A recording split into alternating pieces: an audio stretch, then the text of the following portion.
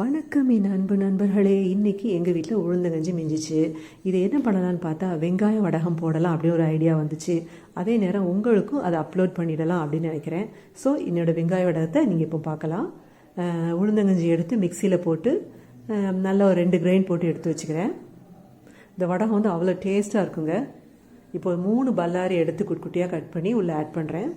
வெங்காயம் வந்து நீங்கள் எவ்வளோக்கு எவ்வளோ ஆட் பண்ணுறீங்களோ அவ்வளோக்கு அளவு இந்த வடகம் டேஸ்ட்டாக இருக்கும்.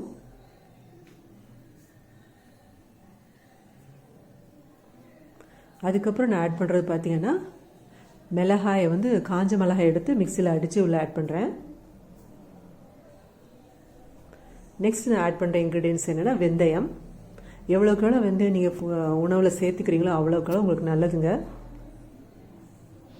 நெக்ஸ்ட்டு சீரகம். இதுவும் நம்ம உணவில் அன்றாடம் இருக்க வேண்டிய ஒரு முக்கியமான பொருள் வந்து சீரகம். அடுத்து நான் ஆட் பண்ணுறது உப்பு, இந்து உப்பு.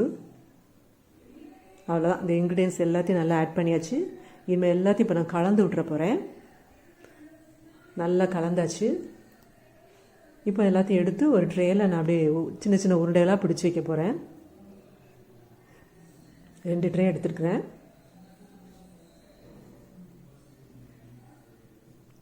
இனிமேல் இதில் சின்ன சின்ன உருண்டைகளாக பிடிச்சி வச்சிடலாம். இந்த வடகம் வந்து அவ்வளோ ஹெல்த்திங்க. கடைகளில் வந்து வெங்காய வடகம்னு சொல்லுவாங்க. ஆனால் பார்த்தீங்கன்னா அதில் வெறும் அரிசி கொஞ்சோண்டி வெங்காயம் இருக்கும். ஆனால் இப்படி செஞ்சு பாருங்க, அவ்வளோ டேஸ்ட்டாக இருக்கும். பொரிக்கும் போதே வெந்தய வாசனை அவ்வளோ சூப்பராக வரும். நம்மளுடைய வீட்டிலே செய்கிறதுனால ரொம்ப ஹெல்த்தியும் கூட.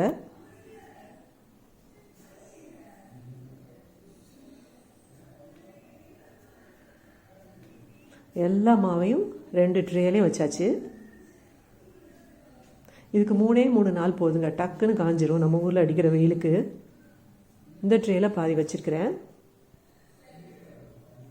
இப்போ வெயில கொண்டே வச்சாச்சுங்க. சாயந்தரமே பாருங்கள் மேலே நல்லா காஞ்சிருக்கும்.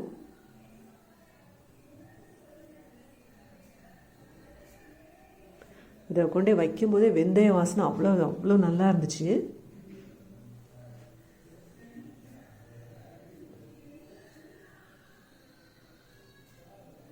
ஈவினிங் வந்து பார்க்குறேன் பாருங்கள் எப்படி இருக்குன்னு. மேலே எல்லாம் ப்ரௌனாக இருக்குது.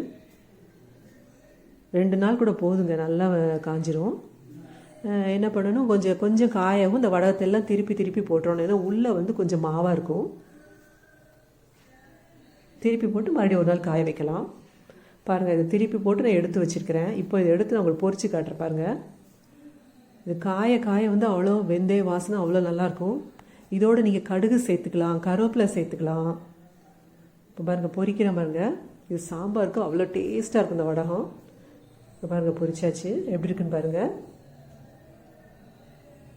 என்னோடய வீடியோ உங்களுக்கு பிடிச்சிருக்குன்னு நினைக்கிறேன். இன்னொரு வீடியோவில் உங்கள் எல்லோரையும் நான் மீட் பண்ணுறேன். Thank you so much.